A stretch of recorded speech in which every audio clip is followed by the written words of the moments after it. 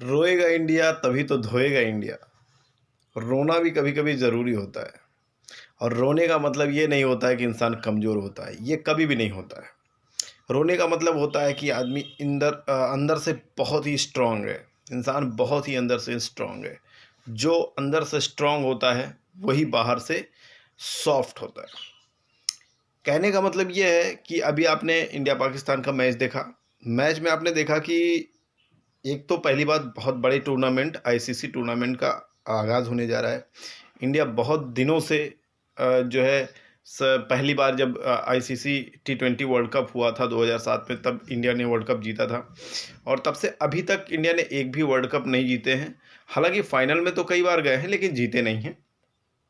तो कहने का मतलब ये है, इतना बड़ा आईसीसी द्वारा ऑर्गेनाइज बहुत बड़ा टूर्नामेंट है। तो इस टूर्नामेंट में एज एज इंडियन रिप्रेजेंटेटिव कुछ लड़के जाते हैं और वर्ल्ड कप खेलने के लिए ऑस्ट्रेलिया में उसकी शुरुआत होती है। तो ये जाहिर सी बात है कि कोई भी इसमें जो है अपने आप को ये कह लेते हैं कि भावनाओं में जो है बह करके ऐसा हो जाता है, होता है कि मतलब आदमी को, इंसान को आंसू निकल आते हैं।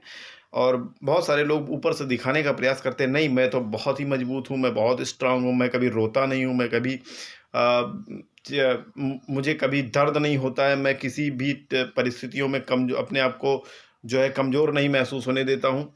तो ये तो बेवकूफ़ी है दोस्त। इंसान जो है ना, वो कमज़ोर होता है, बस मजबूत बनना पड़ता है।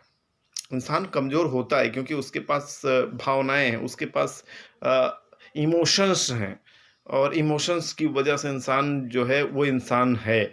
अदरवाइज़ इंसान भी तो और जानवरों की तरह या मशीन की तरह हो जाएगा।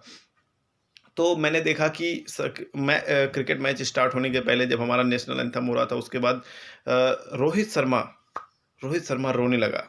उसकी आंखों में आंसू आ गए। नाइस मोमेंट, बहुत शानदार मोमेंट था, देखने लायक था। अगर आप हिंदुस्तानी हो ना, तो उस मोमेंट को देखने के बाद आपकी आंखों में आंसू और रोंगटे खड़े हो जाने चाहिए। अगर नहीं खड़े हो रहे हैं ना, तो आप हिंदुस्तानी नहीं हो दोस्त। वैसे तो हिंदुस्तानी ही नहीं, दुनिया का कोई भी बंदा जो उस परिस्थिति को महसूस कर सकता है, उसके आंखों में आंसू और रोंगटे खड़े होंगे। पहली बात, जब इंडिया ने रोया। दूसरा रोना कब हुआ? जब मैच ख़त्म हो रहा था। मैच ख़त्म होने के बाद हार्दिक पांड्या का आपने बयान कुछ डिज्नी प्लस हॉटस्टार पे कुछ बयान उनसे लिए जा रहे थे, तो उन्होंने बताया कि मतलब मेरा यहाँ होना ही मेरे लिए बहुत बड़ी बात है।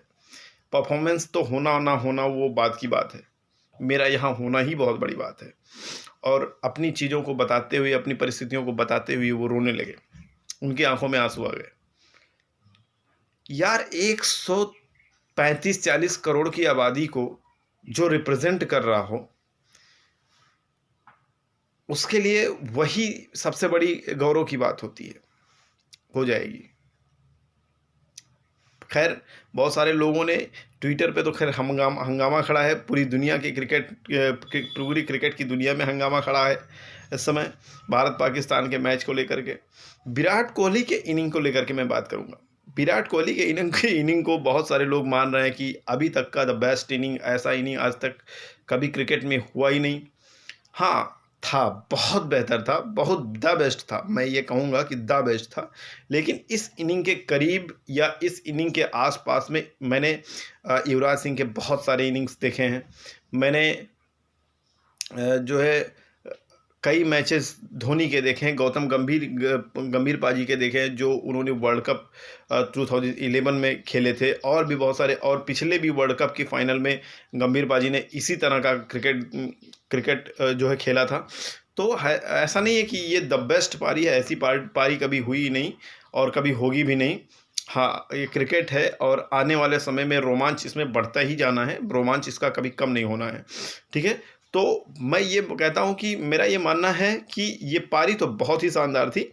मैं खुद ही उस पारी की तारीफ बहुत भयानक रूप से करता हूँ कि ऐसी पारी तो मैंने अपनी याददाश्त में कभी नहीं, मतलब देखी तो बहुत सारी, लेकिन याद कोई हो इस तरह से, ऐसा नहीं है।